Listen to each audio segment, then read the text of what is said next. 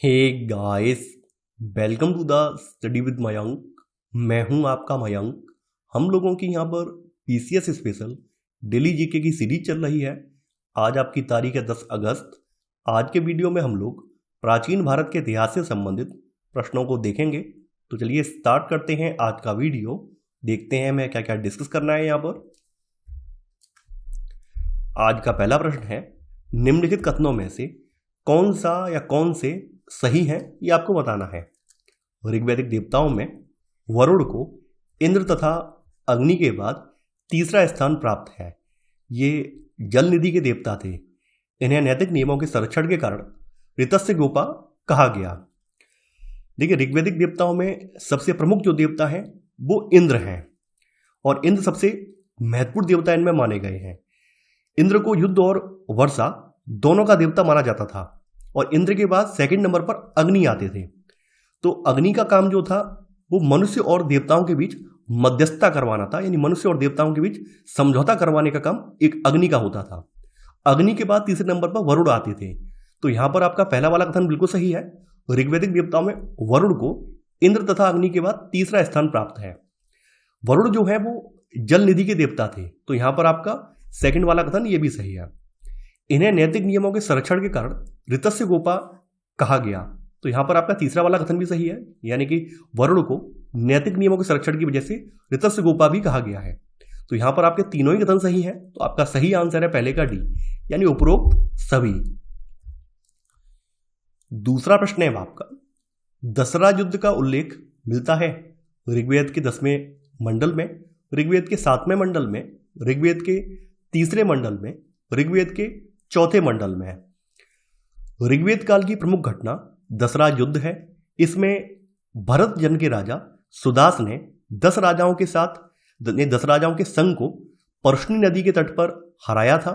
इसका उल्लेख ऋग्वेद के 7वें मंडल में मिलता है और 10 राजाओं के संघ का नेतृत्व विश्वामित्र ने किया था। तो यहां पर आपका सही आंसर है सेकंड का भी। ऋग्वेद के 7वें मंडल में दशरथ युद्ध का उल्लेख मिलता है। तो यहां पर आपका आंसर होगा सेकंड का बी वाला। तीसरा प्रश्न है आपका, निम्नलिखित युग्मों पर विचार करें। पहला है उरैयूर, चोलों की राजधानी। अगला है मदुरै, चेरों की राजधानी। कांची, पल्लवों की राजधानी। तो आपको यहां बताना है कौन सा युग्म सही सुमेलित नहीं है, यानी इनमें से गलत युग्म कौन सा है, ये आपको बताना है। देखिए, यहां पर बात करें उरैयूर की, तो उरैयूर जो है ये चोलों की राजधानी रही है। मदुरै जो है वो पांड्यों की राजधानी थी, यानी मदुरै चेरों की राजधानी नहीं थी बल्कि ये पांड्यों की राजधानी रही है। तो यहां पर आपका सेकंड वाला जो है गलत हो जाएगा। अगला है कांची। कांची जो है पल्लवों की रही है। तो यहां पर आपसे पूछा गया कौन सा युग्म सही सुमेलित नहीं है। केवल सेकंड वाला युग्म सही सुमेलित नहीं है। तो आपका आंसर होगा थर्ड का सी, केवल सेकंड। चौथा प्रश्न है आपका, निम्नलिखित में से कौन सा एक चोल साम्राज्य में अति महत्वपूर्ण समुद्री बंदरगाह था। काकीनाडा, मोटुपल्ली, पुहार, मछलीपट्टनम। देखिए, पुहार या कावेरीपट्टनम चोल साम्राज्य का बहुत प्रसिद्ध बंदरगाह था। तो यहां पर आपका सही आंसर है चौथे का सी वाला। पांचवा प्रश्न है आपका, निम्नलिखित को सही कालानुक्रम में व्यवस्थित कीजिए। शक संवत का प्रारंभ, रुद्रादमन का जूनागढ़ अभिलेख, विक्रम संवत का प्रारंभ, सांची स्तूप का निर्माण। देखिए, यहां पर सबसे पहले जो सबसे ओल्डेस्ट है उसको देखेंगे। तो सांची स्तूप का निर्माण जो है, इसका निर्माण 3री शताब्दी ईसा पूर्व में हुआ है। लगभग आज से 2300 साल पहले इसका निर्माण हुआ है। 3री शताब्दी ईसा पूर्व में इसका निर्माण हुआ है, ईसा पूर्व। इसके बाद आ जाते हैं विक्रम संवत का प्रारंभ। विक्रम संवत का प्रारंभ जो 57 ईसा पूर्व, यानी कि ईसा से 57 साल पहले इसका स्टार्टिंग हुआ है। इसके बाद आएंगे आपका शक संवत का प्रारंभ। देखिए, शक संवत का प्रारंभ जो है 78 ईस्वी से हुआ है। ईसा पूर्व नहीं है, यहां पर 78 ईस्वी है ये। रुद्रादमन का जूनागढ़ अभिलेख। तो देखिए, रुद्रादमन का जो जूनागढ़ अभिलेख है ये 150 ईस्वी का है। 150 ईस्वी के आसपास ये उत्कीर्ण किया गया है।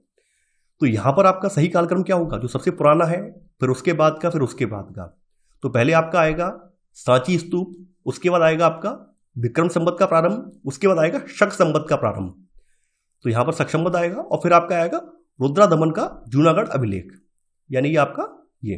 तो यहां पर आपका सही आंसर होगा 5 में का डी, 4 3 1 2। देखिए कई लोग क्या कर जाएंगे, कई लोग यहां पर 4 3 2 1 कर जाएंगे, 4 3 2 1 सोचा होगा, क्योंकि गलत है। 4 3 2 1 नहीं होगा। देखिए 150 ईस्वी से पहले 78 ईस्वी तो आएगा भाई। ईस्वी सन में जब आप चलेंगे तो सबसे पहले डेट कौन सी आएगी, 78 ईस्वी की आएगी या 150 की आएगी, 78 की आएगी। तो 78 की होने की वजह से यहां पर पहला आएगा ये, ठीक है। तो आई होप आपको क्लियर हो गया होगा। तो चलिए आगे बढ़ते हैं। छठवां प्रश्न है आपका, निम्नलिखित में से कौन सा युग्म सही सम्मिलित नहीं है, ये आपको बताना है। पूरा पाषाण स्थल है और दूसरी तरफ स्थान दिया हुआ है भीमबेटका, मध्य प्रदेश, आदमगढ़ हिल्स, नर्मदा घाटी, पोटवार पठार, दक्षिणी भारत, कुरनूल, आंध्र प्रदेश। देखिए यहां पर भीमबेटका की बात करें तो भीमबेटका एक पुरापाषाण स्थल है जो कि मध्य प्रदेश में पड़ता है। आदमगढ़ हिल्स जो है नर्मदा घाटी में स्थित है। पोटवार का पठार, देखिए यहां बताया गया दक्षिणी भारत, नहीं, पोटवार का पठार जो है ये उत्तर पश्चिम भारत में सोन घाटी और पोटवार का पठार पड़ता है।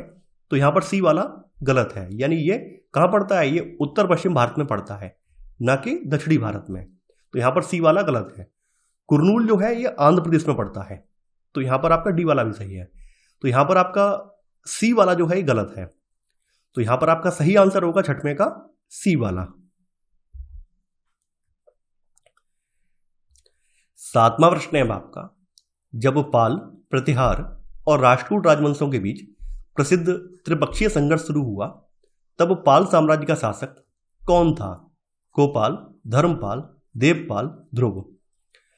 देखिए पाल साम्राज्य की स्थापना जो थी ये गोपाल ने की थी, यानी ये संस्थापक था पाल साम्राज्य का। 770 ईस्वी में गोपाल का उत्तराधिकारी, 770 ईस्वी में गोपाल का उत्तराधिकारी उसका पुत्र धर्मपाल गद्दी पर बैठा है, जिसने 810 ईस्वी तक शासन किया। और उसके शासनकाल में कन्नौज और उत्तर भारत के नियंत्रण के लिए पालों, प्रतिहारों और राष्ट्रकूटों के बीच त्रिपक्षीय संघर्ष हुआ। तो ये त्रिपक्षीय संघर्ष जो है धर्मपाल के टाइम पर हुआ है। तो यहां पर आपका सही आंसर है सातवें का बी वाला। आठवां प्रश्न है आपका, सूची 1 को सूची 2 से सम्मिलित करें तथा नीचे दिए गए कूट की सहायता से सही उत्तर चुनिए। सूची 1 में शासक हैं और सूची 2 में उनके साम्राज्य का जिक्र है। गोपाल, तो जैसा कि अभी आपने देखा है पिछले क्वेश्चन में, गोपाल जो है पाल वंश का संस्थापक था और पाल साम्राज्य से बिलोंग करता था।